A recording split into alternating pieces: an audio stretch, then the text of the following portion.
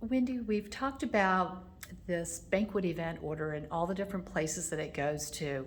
And one of them is food and beverage, right? How does that work? Yes, so in the process, when all of the details are put together in the BEO and it's ready for publication or to go out to be produced, one of the landing places is the Director of Food and Beverage, depending on the size of the facility.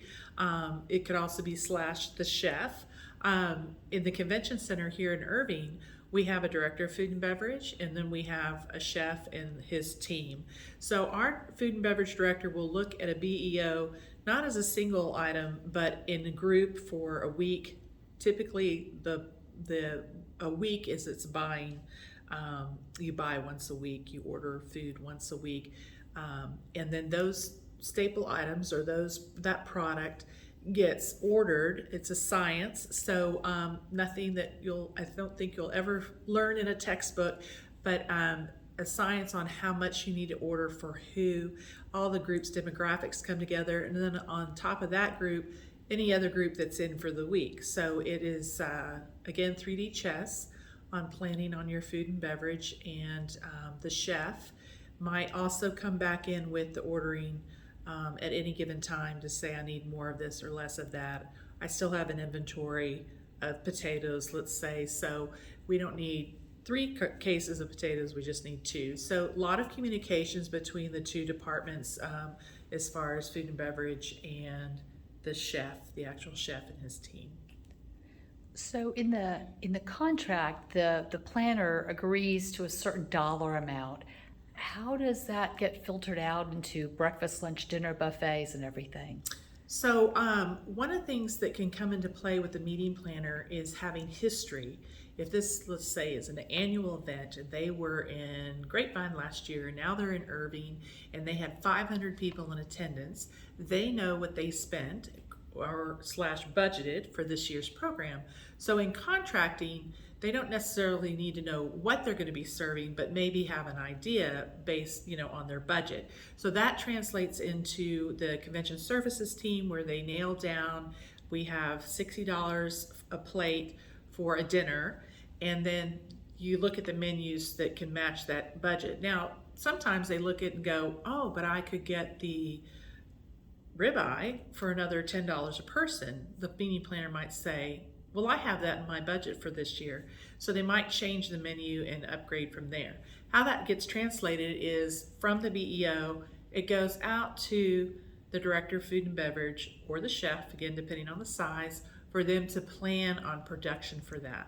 Now, one of the key things is they might be planning in contract for 500, but when we get right down to it, and you're 72 hours out, I think the convention center does, we call it a guarantee. So that number in writing will be sent to the convention services manager for they are guaranteeing we're going to have 550 people for the dinner when originally it was planned on 500. Well, those numbers need to go to the food and beverage director so they can adjust their ordering to match and serve that number of people. Now, most of the time, especially if it's a plated dinner, you plan for overage. So some people might want a little more steak or a little more salad.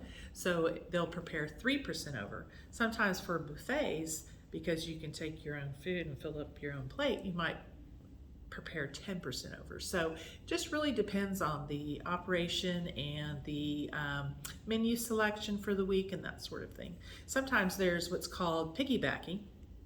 If a group is serving box lunches on Wednesday and you have a client come in on Thursday and are like, we don't know what we want to do for lunch, but it needs to be fast and we only have $15 to spend.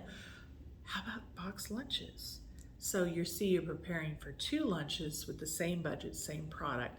It's a lot easier on the facility to do that. So that's just smart upselling is what that is. I see.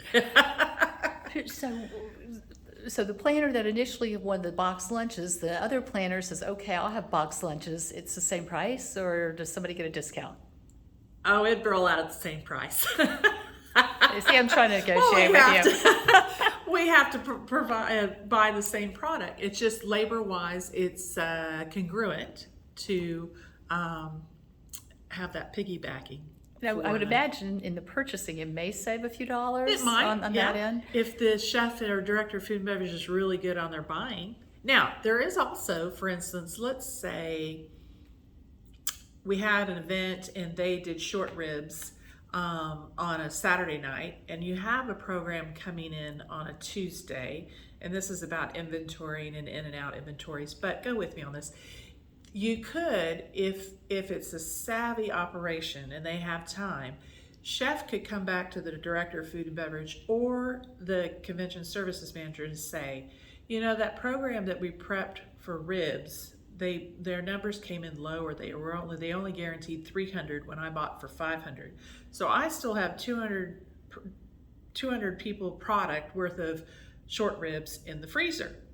Do you want to upsell it to your group on Tuesday night? We can give them a discount so that you can still move that product, and client's happy because they got a plus at a discounted rate, and you clean out your freezers. So when we're talking about the food, so many their special diets, do they get charged extra for that, or how are we doing? Yeah. How are we doing that nowadays? There are a lot of special diets, and it's more prevalent than ever. Gluten-free, soy-free, vegetarian has always been the staple dietary, restriction. But you even have, oh, it just left my mind. The vegetarian, anything but only fish. Pescatarian. Pescatarian. Thank you. Okay.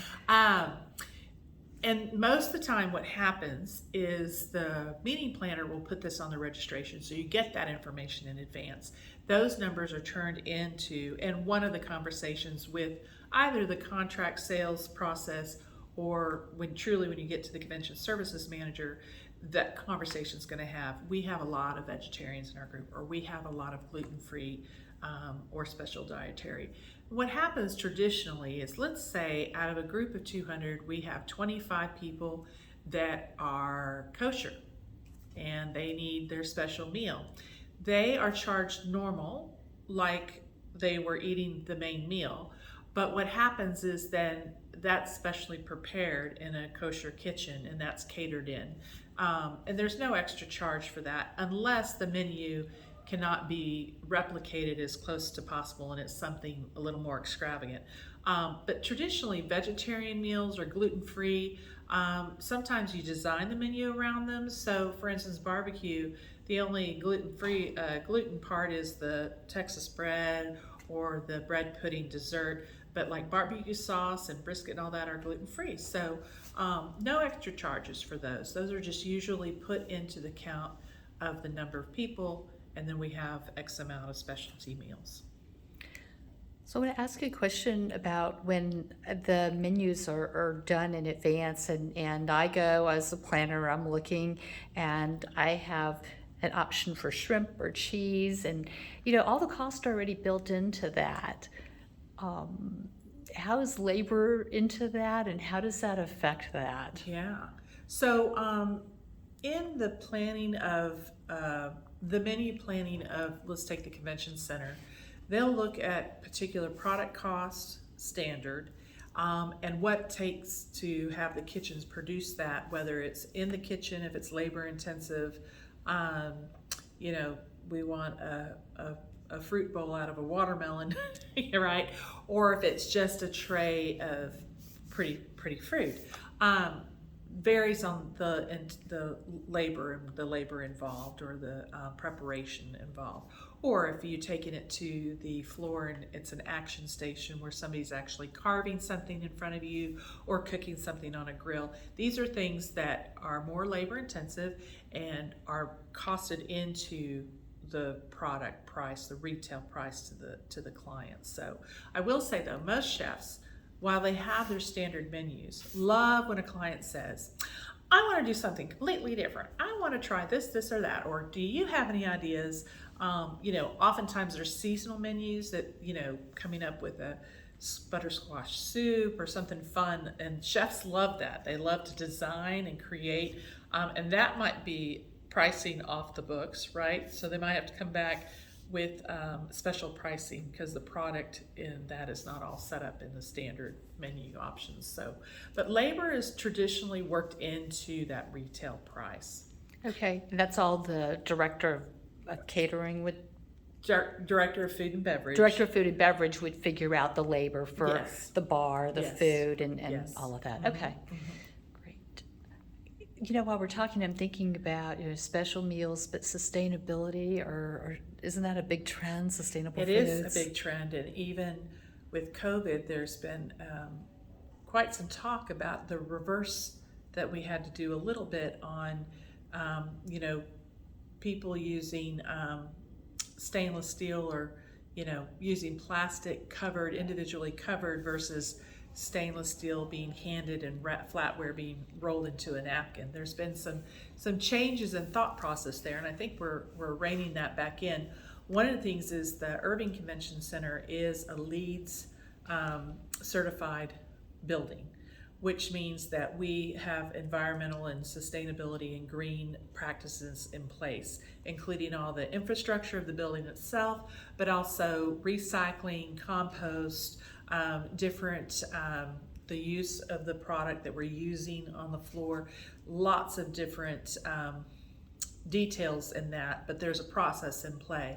A lot of clients ask, are you a sustainable venue? Some don't even go to venues that are not. So that's just a selling advantage that we have to some venues that don't even, consider that an option.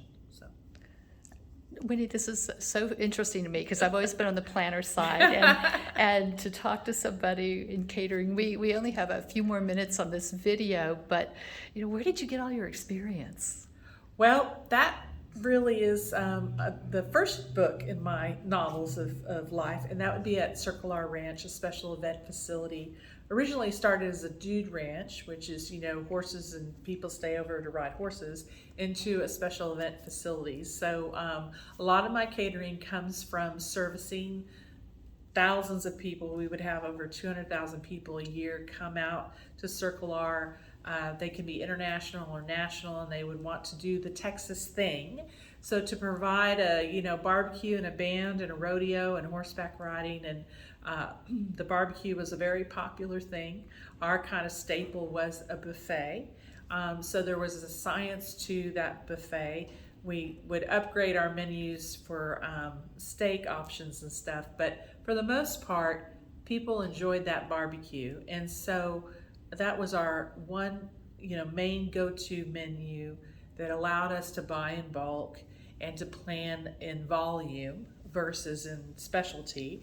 Oftentimes clients wanted us to veer away from that and do plated dinners and this and that. They do that now, but really our true passion was, and science was serving 3,000 people in less than a half hour from a double-sided buffet. So a lot of logistics involved in that from a catering side.